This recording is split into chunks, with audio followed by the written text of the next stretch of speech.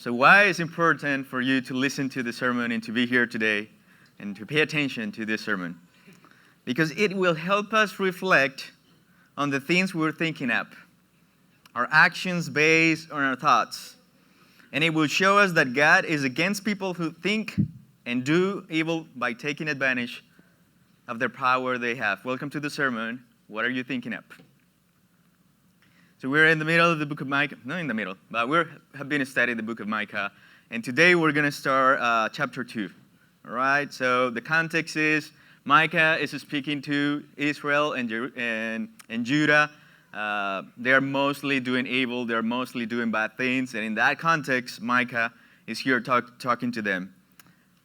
Chapter 2, verse 1 says, "What sorrow awaits you who lie awake at night, thinking up evil plans. You rise at dawn and hurry to carry them out, simply because you have the power to do so." Several things we can say about this verse. Number one, he's talking to the people in power, mainly. He's talking about the people that were governing, the people that were they have possessions, the people that have power in those times.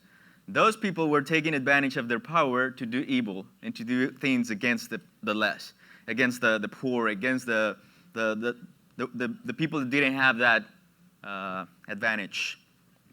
And they were doing injustices. And that's one of the main things of the book of Micah, is that God is against injustice. He is against that.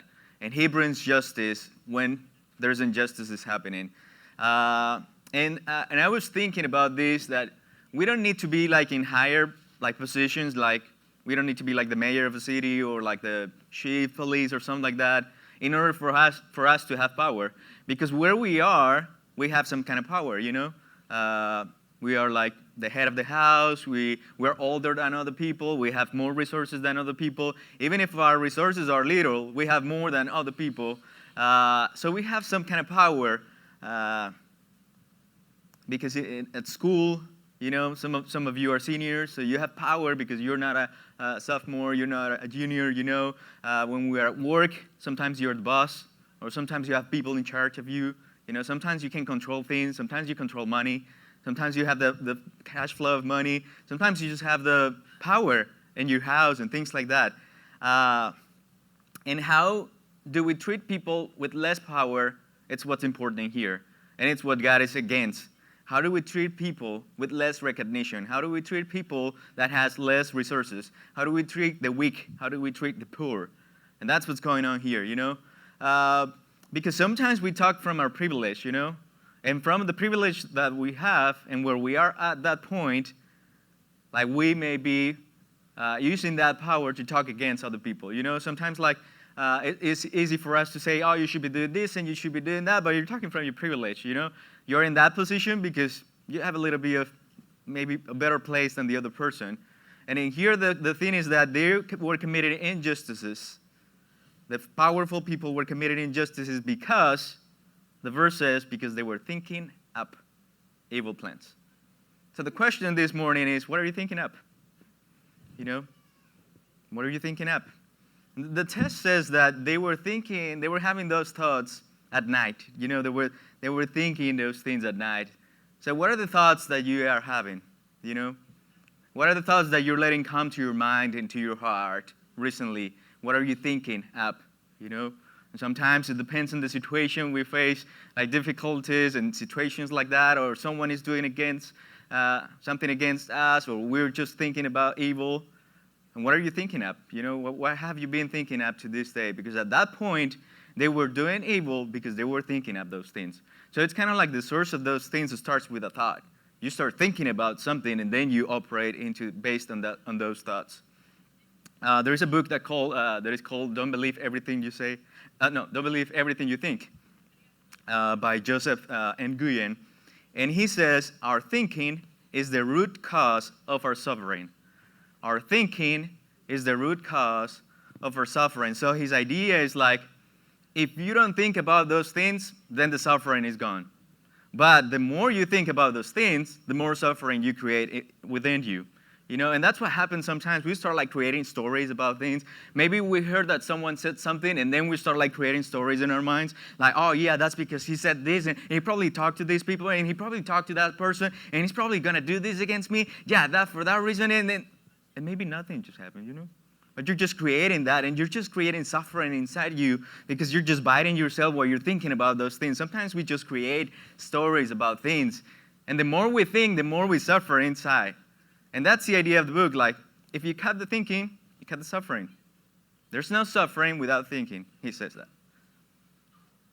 And these people, like in this case, these people were thinking, not creating evil for themselves, but at the same time they were creating evil for themselves, but to do evil to other people. And sometimes also we take some time, and when we start overthinking about things, At some point, we start taking it to ourselves, like, oh, yeah, they're going to do this to me. And if they're going to do this to me and to the people that I love, then I'm going to do this to them. And then your stories start like going up and up and up, and you go like that. And then you caught yourself in an imaginary place just doing stuff to other people. And then you're like, hey, shoot, I'm just here, But in your mind, you have created all that story. And that's what the verse says. While they were on their beds, they were thinking what they were going to do the next day. What are we thinking of? We imagine outcomes. We create stories that bring us down, and we suffer while we're doing that. We plan evil sometimes, and we make other people suffer, and we suffer at the same time. Our thinking is the root cause of our suffering. And sometimes we need to stop thinking, Sometimes that's the thing that we need to do. Because in reality, nothing is happening, Or sometimes some things are happening, But in reality, sometimes things are not happening, at least in the level that you're taking them in your mind. Something just little happened, and you're creating a whole story about that. And sometimes what we need to do is to stop thinking, to stop suffering inside. It's not easy, and the book is not going to say it easy, but what's important is that it is possible, okay? It's like hard for us to think just the idea of like, how can I stop thinking if I'm normally overthinking stuff? If I'm normally thinking about stuff, I'm normally creating stories in my mind about things that can happen, that cannot happen, people that are talking against me. I caught myself even in that situation where I stopped just like creating stories and then this and that. I was like, good thing I read the book, so I'm like, hey, shut up, Danny. And it's like, nothing is happening, But at that point, I was like 5-10 minutes. In my mind, it was like 2 days. I was creating a plan and thinking, this person is doing this. And in reality, nothing is happening. I don't even know if that person actually said that or said this to this person or said that to me. I don't know. You start creating things in your mind about your people, the people that you love, the people that you don't like, about yourself. You start putting yourself in situations. And sometimes that's also about evil plans. You're thinking about things that you can do. If I find that person, if I do this, if I do that, and boom, you find yourself in the middle of like an action movie, and then you're like, I'm just here in my house, like nothing's going on, here at church. So sometimes what we need to do is to stop thinking. Because at some point, I believe that at some point they caught themselves like, I'm actually thinking evil. I'm actually thinking that I'm going to take advantage of the poor and this and that. I'm actually going to delete those thoughts. But they were not stopping the thoughts. They were actually like planning something. And when they woke up, they were executing those plans. It's not easy, but it's possible. And Mike has said, you wake up and do it. And there is a step from thinking to do it. But normally when we start overthinking and we create stories, we're closer to the do it, to the do part. Just because we created that story. It's not something new. We've been thinking about it. We've been reflecting on it. We were overthinking and overthinking and overthinking that when we get to the point, it's just like, yeah, I'm just there. Like my state of mind, it's been there for a long time that I'm just like executing whatever I was thinking. They were doing things against other people. Sometimes we do things against us. And why is that? Micah said, simply because you have the power to do so. Just because you have the power to do something, that doesn't mean you should be doing that something. Just because you can, doesn't mean you should. Just because you can, doesn't mean you can. Just because you have the power to do so. And that's what Micah said. They were thinking, they were doing things against the their people just because they had the power to do so. So we got to be careful about how we use our power. Because no matter how, we have some level of power. You know, in our houses, in our communities, in our work. Like we have some level of power, and we got to be careful of how are we using that power. If that power is playing against us, if that power is playing against people, we got to be careful of what we're thinking, because that normally is the consequence of something that we've been thinking about. Something that we were overthinking and thinking about. We've got to be careful of how we use our power, because it can lead us to fulfill selfish desires, which was what it was happening back then. You know, they were taking the properties of other people, because in agricultural context, the more you have properties, the more you're like powerful. And they were taking advantage, and we're going to read that later, but they were taking advantage of other people because they just have the power and they want to be more powerful, you know?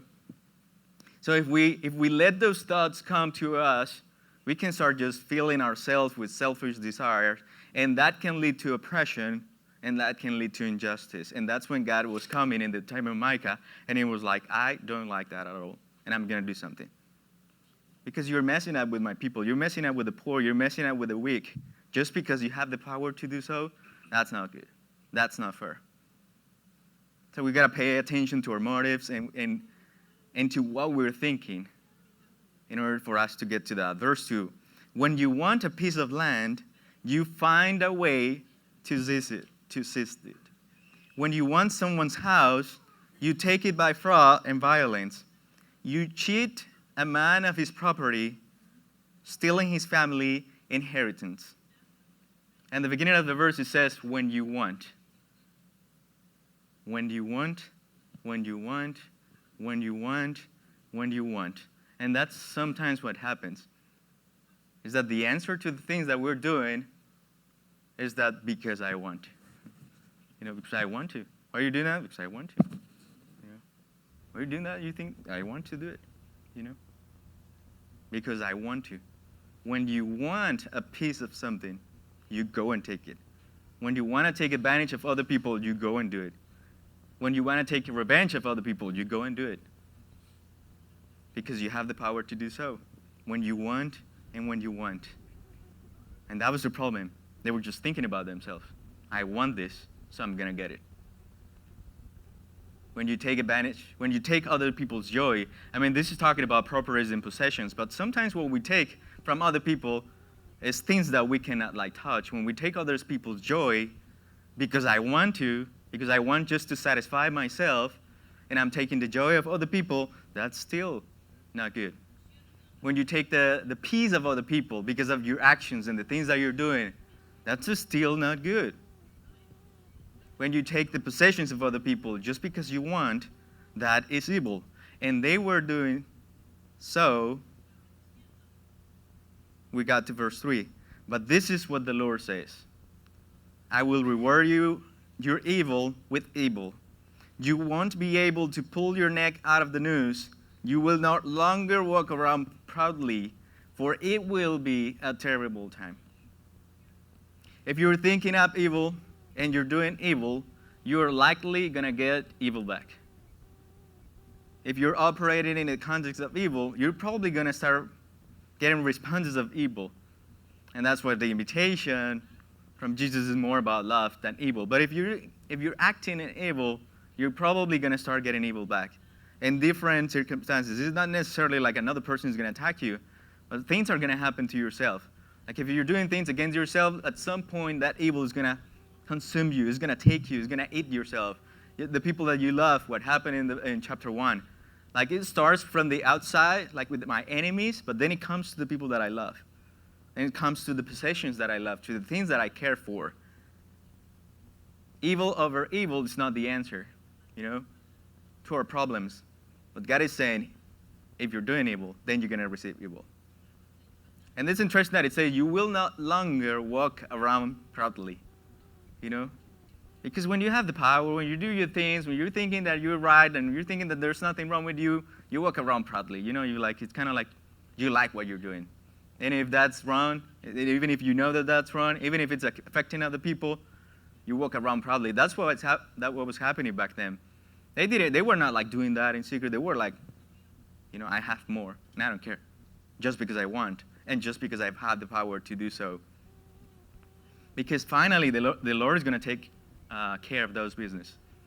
Of the evil that you're thinking, and the evil that you're planning, the evil that you're acting, the things that you're doing against the poor and the weak. The Lord is going to bring justice into those things. Verse 4 and 5. In that day, your enemies will make fun of you by singing this song of despair about you. We are finished, completely ruined. God has confiscated our land, taken it from us. He has given our fields to those who betrayed us. Verse 5.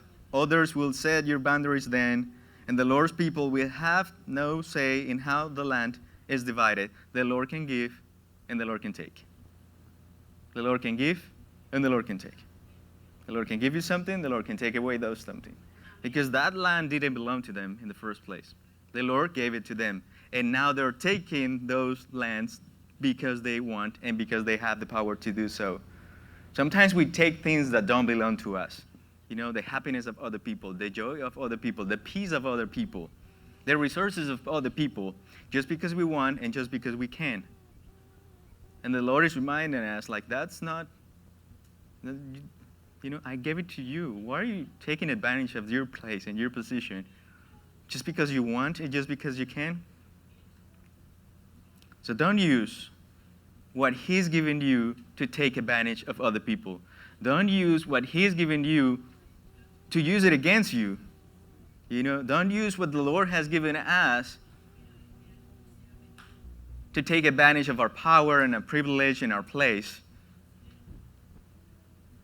Don't use our power and privilege for evil, And maybe that's not our case. Maybe that's not the case for this church. But when we're thinking and reflecting about these things, we can see the world, how it's operating. And it actually makes a lot of sense with these verses.